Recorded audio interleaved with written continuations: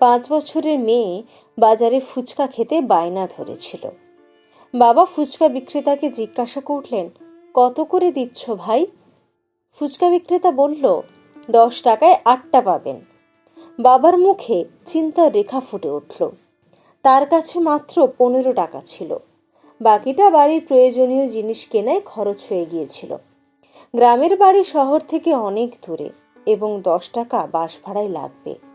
তিনি বললেন, না ভাই, 5 টাকার 10টা দাও, না হলে নেব না। মেয়ে অভিমানে মুখ ফুলিয়ে নিল। বাবা তার মাথায় হাত বুলিয়ে বললেন, চলো, এত দাম দিয়ে খাওয়ানো যাবে না। ফুচকা বিক্রেতা বলল, সাহেব, খাওয়ান না। আপনার মেয়ে এখন আপনার সাথে আছে, বায়না ধরতে পারে।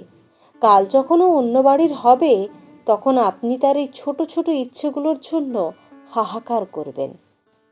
ফুচকা বিক্রেতার এই কথা বাবার মনে গভীর দাগ কাটল।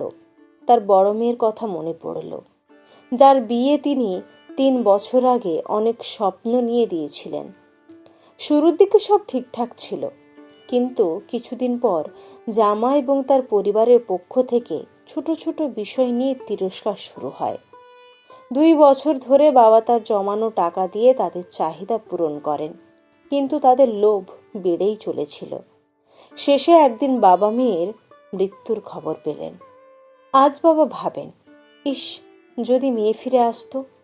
তিনি তার প্রতিটি ইচ্ছা পূরণ করতেন, কিন্তু সেটা আর সম্ভব নয়। ফুচকা বিক্রেতার ডাক বাবার চিন্তার জগৎ ভেঙে দিল। তিনি বললেন, একটু দাঁড়াও ভাই, আমি এখনই আসছি। কাছের মুদির দোকান থেকে তিনি কেনা চিনি থেকে 1 কেজি ফেরত দিয়ে 40 টাকা ফেরত পেলেন। বাবা ফিরে এসে বললেন, এখন খাওয়াও ভাই, কিন্তু ঝালটা একটু কম রেখো, আমার মেয়ে খুব নরম মনের। মেয়ের চোখে খুশির ঝিলিক ফুটে উঠল। সে বাবার হাত শক্ত করে ধরল। ফুচকা খেয়ে আনন্দে লাফিয়ে উঠল। মেয়েরা এবং তাদের বাবার বাড়ি। মেয়েরা খুব অদ্ভুত। যখন শ্বশুর বাড়িতে থাকে তখন বাবার বাড়ি যাওয়ার জন্য হাবিত্যেশ করে। ভাবে, মাকে এটা বলবো, বাবাকে ওটা চাইবো, বোনের সাথে মজা করব।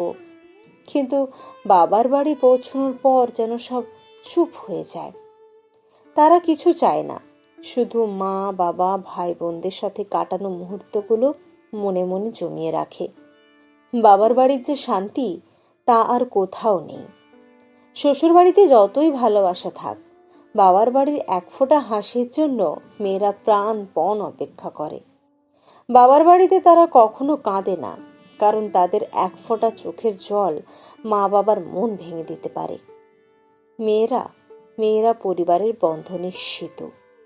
মেয়েরা ঈশ্বরের সবচেয়ে দামি উপহার। তারা 2 পরিবারকে একত্রিত করে, তাদের হাসি আর ভালোবাসা দিয়ে ঘরে সুখ এনে দেয়। আপনি যদি মেয়ের বাবা হন, তাহলে তাকে অফুরন্ত ভালোবাসা দিন। তার প্রতিটি ছোট বড় ইচ্ছার প্রতি যত্নবান হন এবং এই কথা মনে রাখুন, আপনার স্ত্রীও কারো মেয়ে। তিনি তার বাবার বাড়ি ছেড়ে আপনাকে সঙ্গী হিসেবে বেছে নিয়েছেন।